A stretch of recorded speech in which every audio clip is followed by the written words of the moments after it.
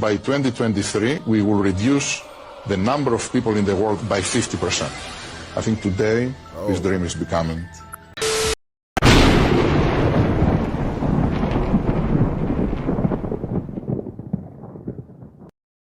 Shows the train derailments that have happened in the United States this year since the start of 2023, and it's only March. Just this week, 3 more train derailments happened, this time in California, Minnesota, and North Dakota.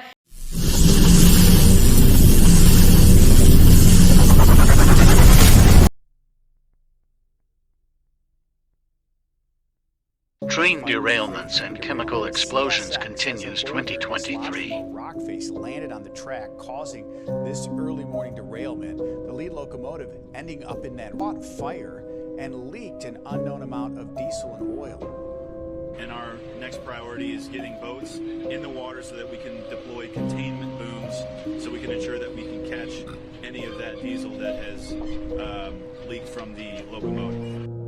3 crew members were taken to hospitals with injuries that are not likely.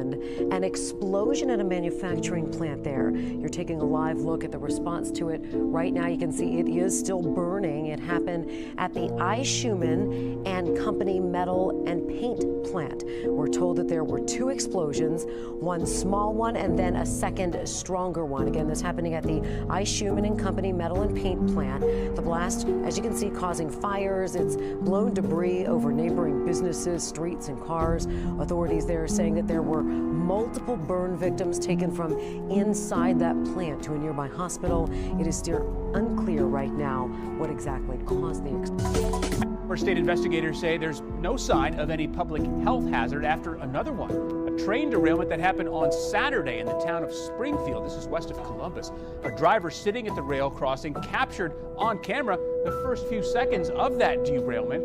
Unlike the accident in East Palestine, Ohio, none of the 28 cars that derailed here in Springfield contained any hazardous material. Now, just the same, lawmakers from Ohio and elsewhere, they're raising questions about rail safety.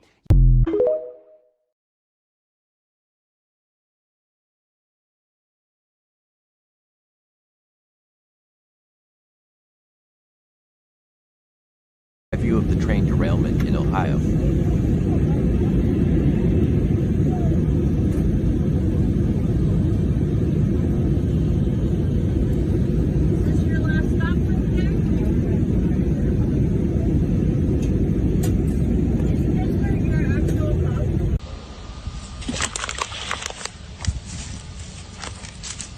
What happened? Wow. Look at all that. Look at it. It's all in the bottom of the creek bed. I thought it started.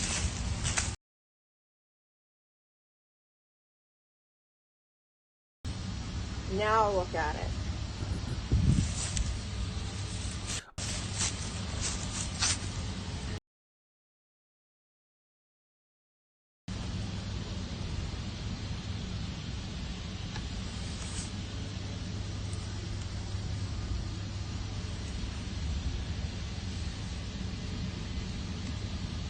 But they burned all the chemicals off of there, right? That's what I heard, yeah.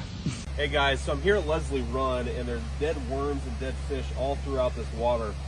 Something I just discovered is that if you scrape the creek bed, it's like chemical is coming out of the ground. Can you come here and let me just show this to people. I don't know if you're going to see this on camera, but watch this. Just see that chemical pop out of the creek. This is disgusting.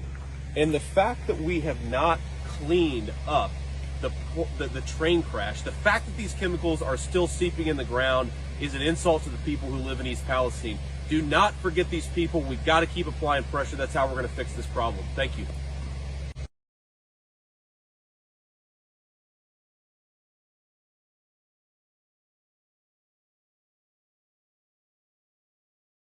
They say if you come into contact with the chemical the train spilled, it can be mildly irritating to the eyes and affect your breathing. The derailment remains under investigation right now, and there have been no reported injuries from the incident.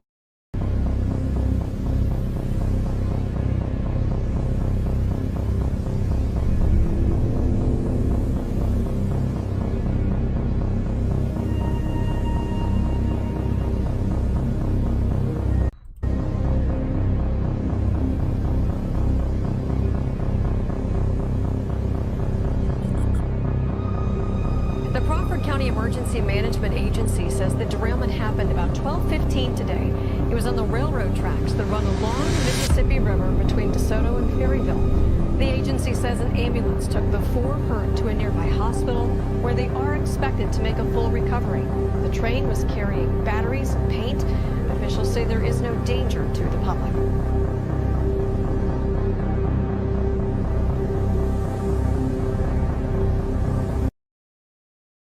Shows the train derailments that have happened in the United States this year since the start of 2023, and it's only March. Just this week, 3 more train derailments happened, this time in California, Minnesota, and North Dakota, and you have to ask yourself, what is going on? Many of these trains, like the Ohio train derailment, contained toxic and hazardous materials, and the ones that don't contain building and infrastructure material like iron or food supply like grains. People are starting to wonder if these aren't accidents, but instead something far worse. These train derailments have poisoned parts of our water, our land, our air, affected our food supply, and kept important building materials from going where they need to go. And yet mainstream media isn't reporting any of this. And it makes you wonder why. Let me know what you think down below. By 2023, we will reduce the number of people in the world by 50%. I think today this dream is becoming. By 2023, we will reduce the number of people in the world by 50%. I think today this dream is becoming.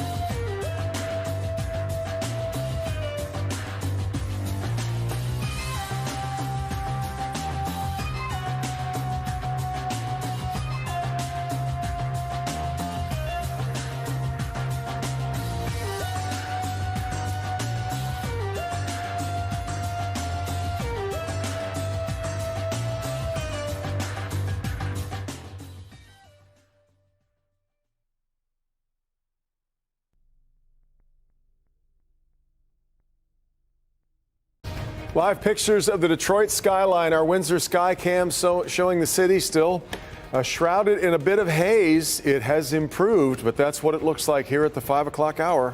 But the situation even worse across Lake Michigan in Chicago. Right now, the air quality in the Windy City is the second worst in the world. And it is spreading its way down south. These are live pictures from Broadway in Nashville. They're dealing with smoke and air quality issues. And on top of that, how about an excessive heat warning along with it? The heat index there could hit 115 degrees. Off the top here at 5 o'clock, the Rochester Hills fireworks show set for tonight has been postponed because of that poor air quality. We thank you for being with us. I'm Kimberly Gill. I'm Devin Skilliard. For a time today, Detroit's air quality was the second worst in the world, second only to Dubai in the Middle East. Right now, we've improved to the point that we're just fifth worst. Sean Lay is going to kick off our coverage here at 5 live in downtown Detroit. We're seeing a number of outdoor events across the metro area getting canceled, Sean. And a key doctor we spoke to today, Devin, said cancel those events. It's her opinion, she says, or move them inside if possible. Look, it's 5 o'clock right now. We're at Tin Roof right across from Comerica Park. This is the busiest tin roof in the chain. 5 o'clock, this place would be packed up here. Lovely upstairs, but it is closed for the safety of the people, the customers, and the safety of the staff that would have to work up here 8 to 10 hours tonight. What we are seeing tonight is that there is some clearing. It seems better. We were here earlier this morning. You could smell the smoke. You could see the smoke. We're seeing buildings now that were shrouded just a few hours ago. Things improving, but there's no all clear yet.